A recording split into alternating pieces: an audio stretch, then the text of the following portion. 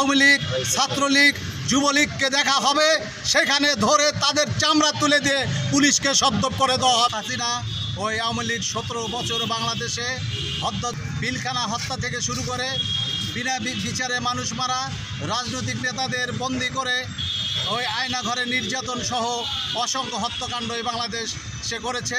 তার ফলশ্রুতিতে জুলাই আগস্টে যখন ছাত্র জনতা আন্দোলনের মাধ্যমে এই ফ্যাসিস্টকে বাংলাদেশ থেকে উৎখাত করেছে, তখন নতুন করে আবারও ওই ফ্যাসিস্টের প্রধান শেখ হাসিনার যখন বিচারের জন্য আজকে ডেট ধার্য করা হয়েছে, ঠিক এমনই সময়ে সারা বাংলাদেশে ওই ফ্যাসিস্টের দোসররা চোরা হত্যা, গুপ্ত হামলা শুরু করে দিয়েছে। তাই রংপুর মহানগর এনসিপি আমরা জানিয়ে দিতে চাই, রংপুর মহানগর এনসিপি আমরা সদা প্রস্তুত রয়েছি। যেখানে আওয়ামী লীগ, ছাত্রলীগ, যুবলীগকে দেখা হবে, সেখানে ধরে তাদের চামড়া তুলে দিয়ে পুলিশকে সদ্যপ করে দেওয়া হবে। সংগ্রামী সাথী বন্ধুগণ, সারা বাংলাদেশের জুলাইয়ের যোদ্ধা, সাধারণ মানুষ, এনসিপির যত নেতৃবৃন্দ রয়েছে তাদের প্রতি উদাত্ত আহ্বান রইল, এই ফ্যাসিস্ট আওয়ামী লীগকে কোনো ক্রমেই বাংলাদেশে স্থান দেওয়া যাবে না এবং তারা যেখানে যেভাবে বের হবে তাদের সেখানে ধরে কঠোর হস্ত দমন করে পুলিশকে সদ্যপ করতে হবে। সংগ্রামী সাথী ও বন্ধুগণ, এনসিপি আমরা রাজপথে রয়েছি, আমাদের যুদ্ধ এখনও শেষ হয়নি।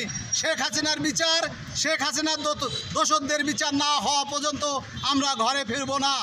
আমরা চাই শেখ হাসিনার সর্বোচ্চ শাস্তি মৃত্যুদণ্ড কায়েম করা হোক।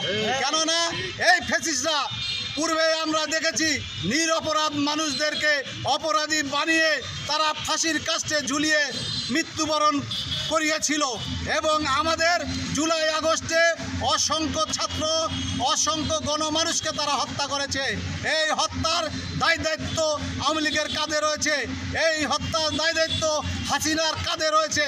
অতএব হাসিনার মৃত্যুদণ্ড ছাড়া রাজপথ আমরা ছেড়ে দেব না। সংগ্রামী সাথী, আওয়ামী লীগের সভানেত্রী হাসিনার মামলার রায়ের ডেট, সেই রায়ের ডেট অনুযায়ী তাদের আজকে বিক্ষোভ সমাবেশ এবং পুরো বাংলাদেশ ব্যাপী তাদের যেই অগ্নিসংযোগ এবং সন্ত্রাসী কর্মকাণ্ডের তারা যে এসবের যে সূচনা করেছিল তার বিরুদ্ধে আজকে এনসিপি রংপুরের পক্ষ থেকে আমরা প্রতিবাদ জানাই এবং আমরা পুরো বাংলাদেশকে জানিয়ে দিতে চাই আমরা জাগ্রত আছি।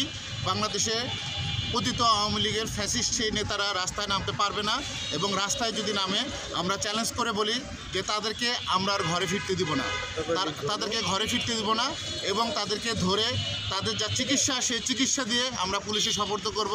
এটা রংপুর এনসিপির পক্ষ থেকে ওপেন চ্যালেঞ্জ।